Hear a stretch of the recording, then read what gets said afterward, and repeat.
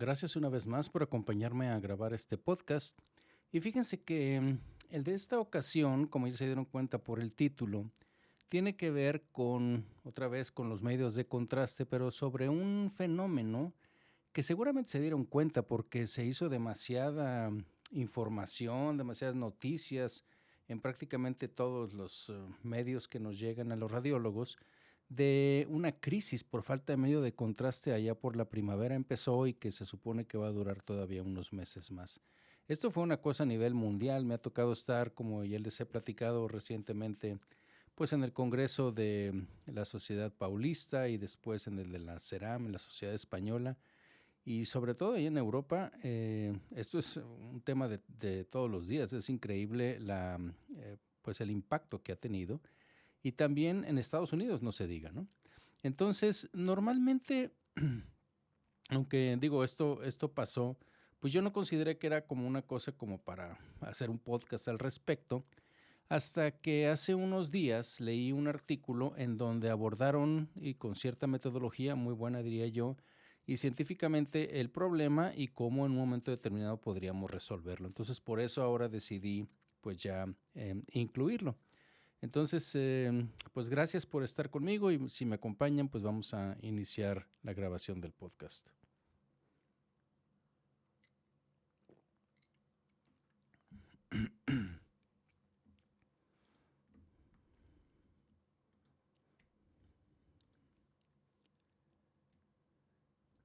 En abril de este año, 2022, se produjo una escasez mundial de medios de contraste yodados debido a una interrupción en la cadena de suministro de GE Healthcare, específicamente del medio de contraste de ellos. Y esto fue inducido por el problema de COVID, la no sé qué ola otra vez más, que surgió allá en Shanghái, en China. Y esto se espera que esta escasez, porque realmente es algo que está impactando, pues al menos dure hasta finales de julio, agosto, incluso hasta septiembre. Y evidentemente pues va a afectar a millones de estudios y sobre todo no nada más de los estudios de medios de contraste, sino a los pacientes. Acompáñenme a revisar este estudio que se publicó en JAMA hace unos días, el 9 de junio, en el que los autores, fíjense que modelaron 5 estrategias para estimar la cantidad de contraste que podría conservarse en los exámenes de tomografía computada. Bienvenidos a Memorándum, un espacio que, como ustedes saben, pues está dedicado a la revisión de artículos científicos, prácticamente todos ellos de radiología, aunque en ocasiones pues escojo algunos otros temas de editoriales o artículos de opinión, como ustedes saben y que he compartido aquí con ustedes. Y como les decía en la introducción, pues el día de hoy quiero compartir con ustedes un artículo que se publicó recientemente, el 9 de junio, en JAMA. El título en español sería algo así como Comparación de estrategias para conservar medios de contraste intravasculares yodados para tomografías computarizadas durante una escasez. Ellos obviamente que lo ponen en práctica en este momento, pero dicen esto puede volver a suceder, ya que nos dimos cuenta de que es factible que haya una pérdida en la cadena de suministro. Y entonces hicieron un análisis que se me hizo muy interesante. Los autores son del Departamento de Radiología de Michigan, de Ann Arbor. Otro es del Departamento de Epidemiología y Bioestadísticas de la Universidad de California en San Francisco. Y el otro autor es del Departamento de Radiología de la Universidad de Wisconsin en Madison. Pero bueno, aunque esto es una revisión muy corta que voy a hacer con ustedes, vamos a poner como siempre esto un poco en contexto y darnos cuenta de la magnitud de lo que estamos viendo. Fíjense que de los datos más recientes que existen o que ellos publican con respecto a los medios de contraste, obviamente en Estados Unidos, bueno, pues hubo aproximadamente 54.4 millones de exámenes diagnósticos por imágenes contrastadas y que eso realmente es lo que ellos calculan o saben, ¿sí? Que se realizaron en Estados Unidos. Y en estos, bueno, pues obviamente los que utilizaron contraste están incluidas prácticamente pues todas las angiografías.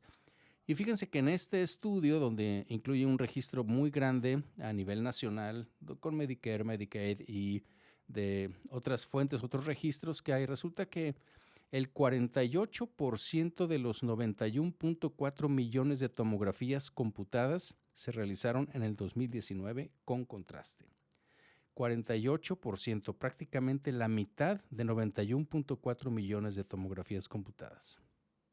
Entonces, con este problema que se presentó, pues, ¿qué fue lo que sucedió? Lo que tuvieron que hacer, y eso lo he platicado con varios compañeros que están en Estados Unidos, en Europa, pues lo que tuvieron que hacer fue ver cómo cortaban y cómo reducían el uso de medio de contraste para que les alcanzara, porque la manera como esto afectó realmente fue importante y el resto de las compañías no podían suministrar tampoco. Entonces, las estrategias que tuvieron que hacer, pues en muchos casos fue cancelar estudios, ¿ok? En otros empezaron a retrasar estudios, aquellos que decían, bueno, no es urgente o el beneficio que pudiera tener lo podemos esperar todavía un poco más. Pero para todos aquellos exámenes de tomografía que eran indicados y además necesarios o digamos urgentes, pues se podrían considerar pruebas alternativas con una precisión diagnóstica similar. Es decir, aunque la primera intención era, por ejemplo, hacerle un TAC, dices, bueno, no le puedo hacer un TAC, pero ¿qué otra cosa le puedo hacer? ¿No? Le puedo hacer una resonancia, le puedo hacer un ultrasonido para resolver el problema clínico que yo estoy teniendo. Entonces, para los exámenes de TAC, que generalmente usan contraste, pues se tomaron varios enfoques que podrían potencialmente conservar el contraste. Por ejemplo, las tomografías contrastadas, pues pueden tener una precisión diagnóstica similar o ligeramente inferior a las no contrastadas, y en este caso, pues podrían ser o cambiar, como yo les decía, pues muchas de las indicaciones.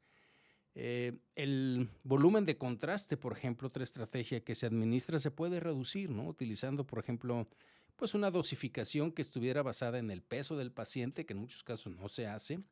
El voltaje del tubo de rayos X, que podríamos modificar, eso vamos a platicar un poco también aquí en el podcast, o una combinación de estos métodos, ¿no? Que es lo que finalmente también hicieron ellos. Entonces, fíjense que, pues, una vez que uno revisa esto, se da uno cuenta que en la actualidad no existe una estrategia estándar, ¿no? O sea, recomendada, etcétera, de dosificación de contraste en todos los centros. Cada quien hacemos o vimos cómo resolvíamos el problema, ¿no? Además, existen diferentes estrategias también para administrar el contraste, los viales, o sea, los frascos, el volumen. Hay unos que son fijos, hay otros que son multidosis. Los que son fijos, obviamente, bueno, pues lo que no se utiliza, pues evidentemente se desecha, hay desperdicio, en comparación con aquellos, por ejemplo, que son multidosis, ¿no? Que también hay con todo esto que hubo de la pandemia y toda la parte de esterilización, también hubo una parte muy importante que estaba en contra de esto, de utilizarlo y de utilizar más los medios de contraste que fueran unidosis. Entonces, en este estudio los autores, fíjense que lo que hicieron fue hicieron modelos estadísticos de la cantidad de contraste que podría conservarse en los exámenes de tomografía computada.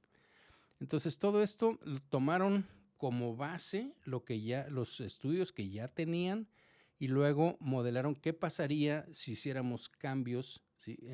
Con diferentes estrategias. Entonces, ellos consideraron, como les puse ahí en el título del podcast, 5 estrategias alternativas para disminuir el contraste durante las imágenes de tomografía computada.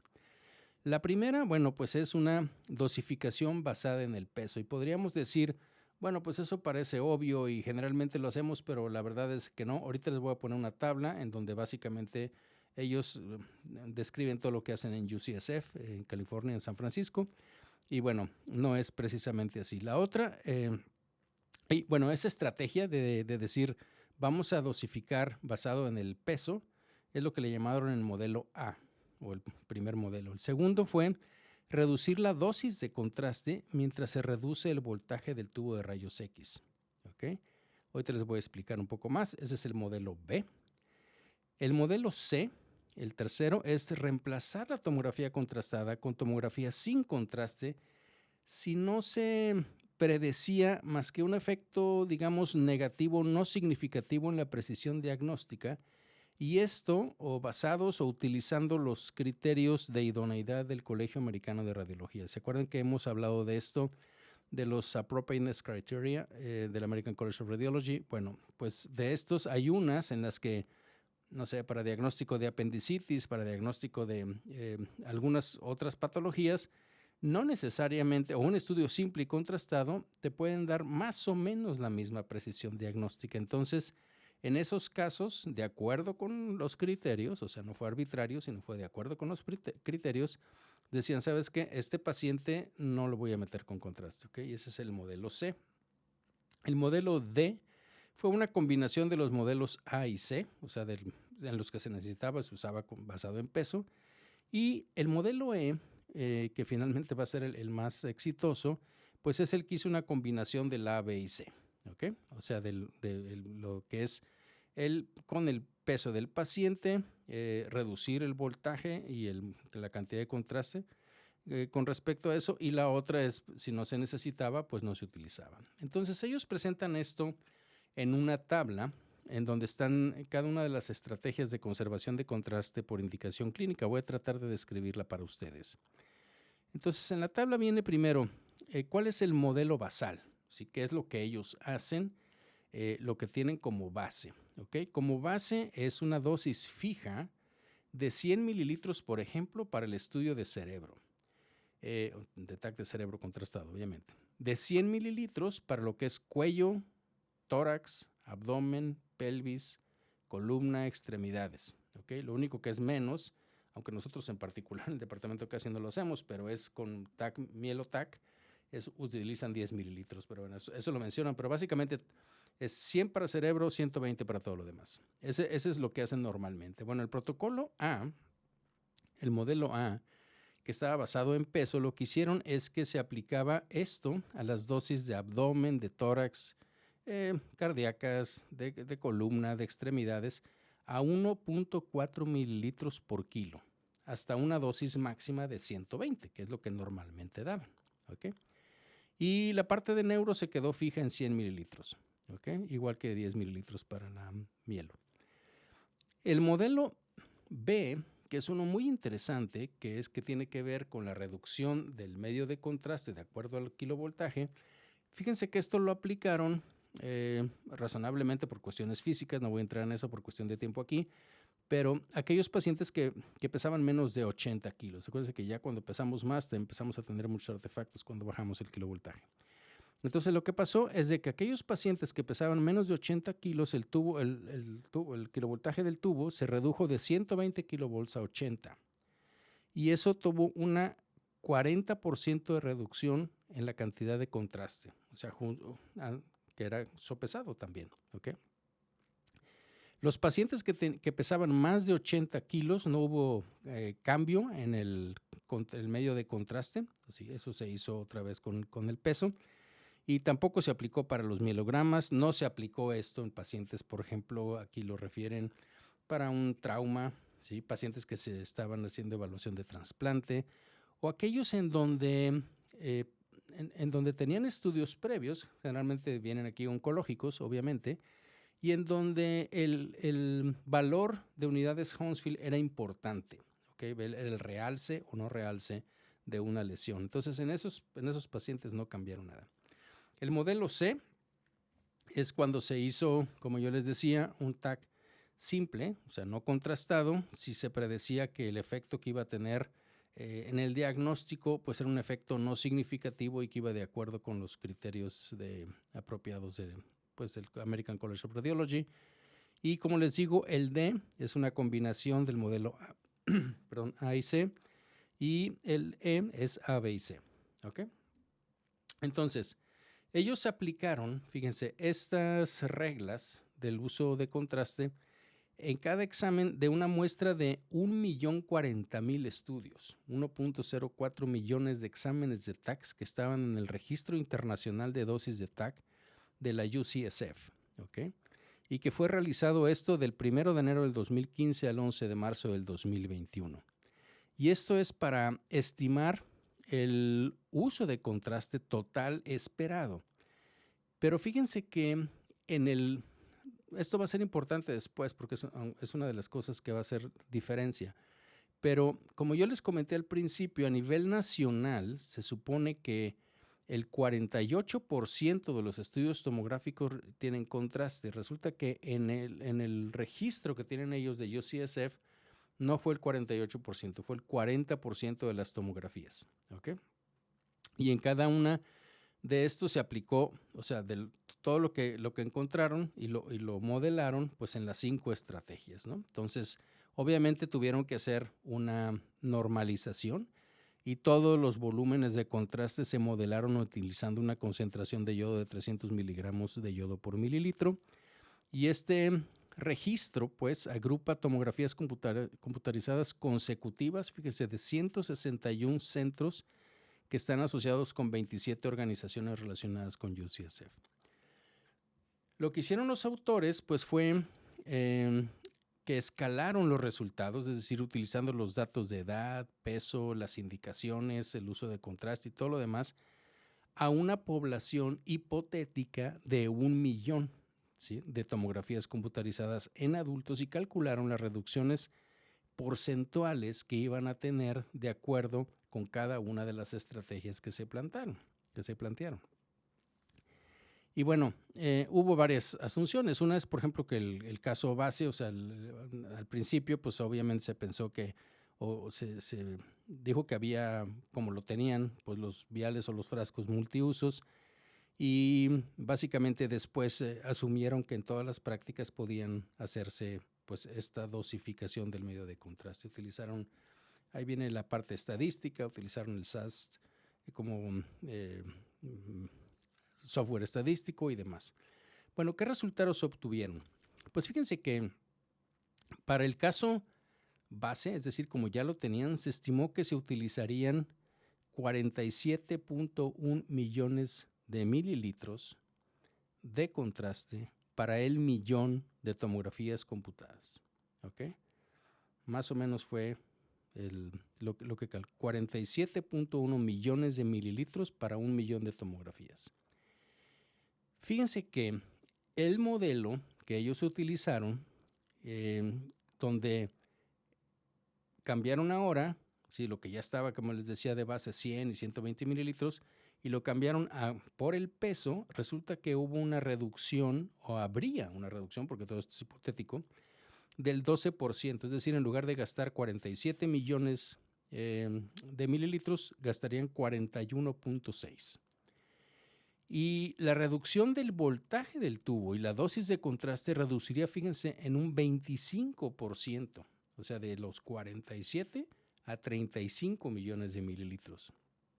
Ahora bien, el modelo estimó que la mayor reducción, o sea, un 78%, es decir, lo bajaban hasta 10.5 millones por mililitro, implicaría realizar tomografías sin contraste en lugar de las tomografías contrastadas cuando sea aceptable una reducción moderada en la precisión diagnóstica.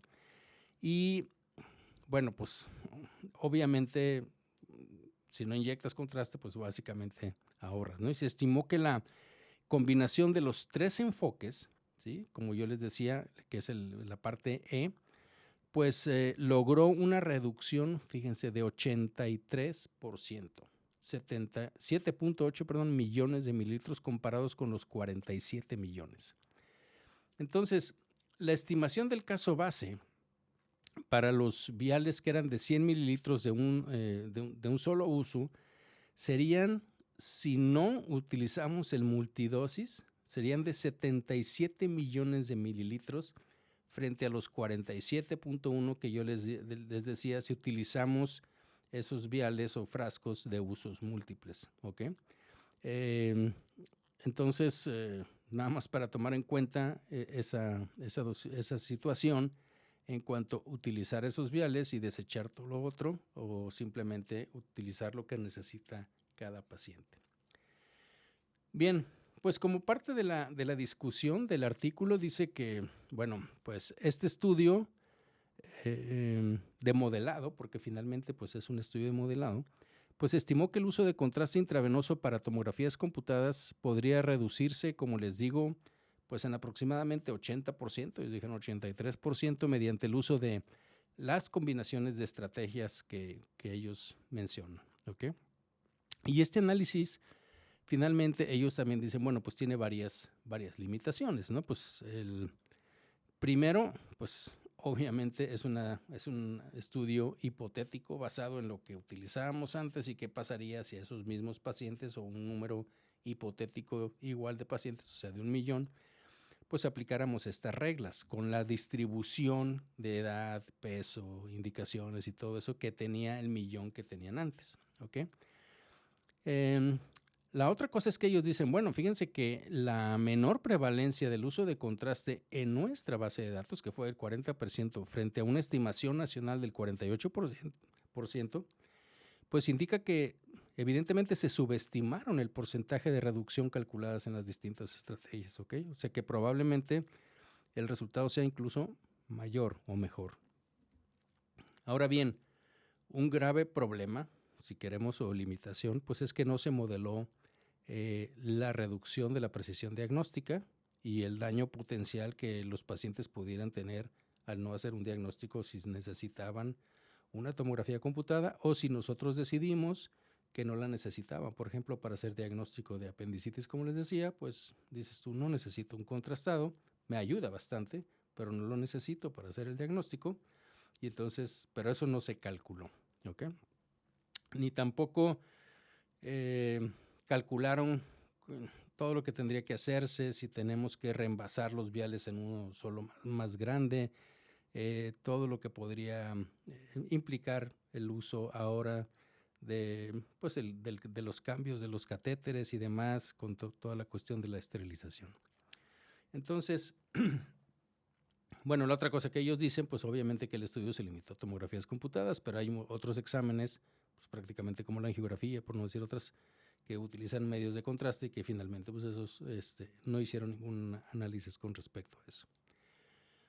Entonces, bueno, para concluir, pues la adopción de algunas estrategias de reducción de dosis más allá de la escasez actual, o sea, de lo que pasó, pues a mí me pareció muy interesante que este artículo pues nos hace pensar, creo, y de alguna manera podríamos estar listos, preparados, si es que no nos ha llegado esto, pero si vuelve a suceder, pues para mitigar el riesgo de esta ruptura en la cadena de suministro.